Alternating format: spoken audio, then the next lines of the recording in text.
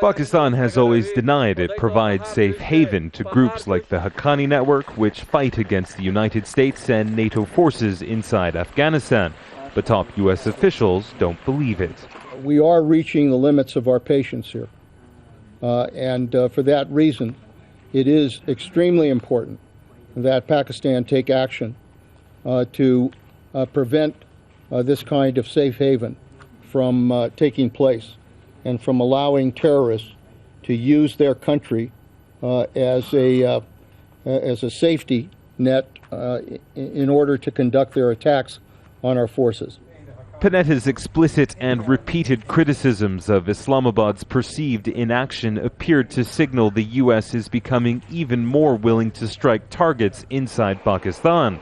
In less than 2 weeks, the U.S. carried out 7 separate drone strikes in North and South Waziristan. The most recent, on Monday, led to the death of al-Qaeda's second-in-command, Abu Yahya al-Libi, although the Pakistani Taliban denies he's dead. Meanwhile, at the end of a 4-day visit to Pakistan, the UN's human rights chief Navi Pillay told Al Jazeera that drone strikes were a concern.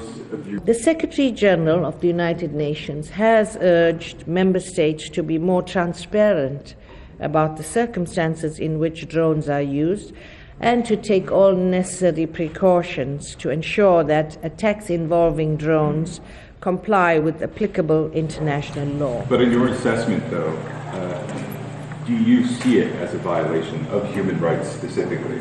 I see the indiscriminate killings and injuries of civilians under any circumstances as human rights violations.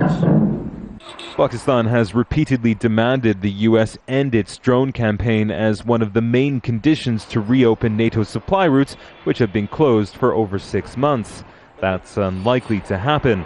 The U.S. considers drones too valuable a weapon to give up. The United States has given Pakistan billions of dollars in aid for its support in fighting groups like the Taliban. And despite intense pressure from Washington to fight against the Haqqani Network in North Waziristan, that's unlikely to happen. Pakistan's military leaders have repeatedly said any kind of military offensive in North Waziristan would lead to a tribal-wide war, a war Pakistan simply could not contain. Imitaz, Tyab, Al Jazeera, Islamabad.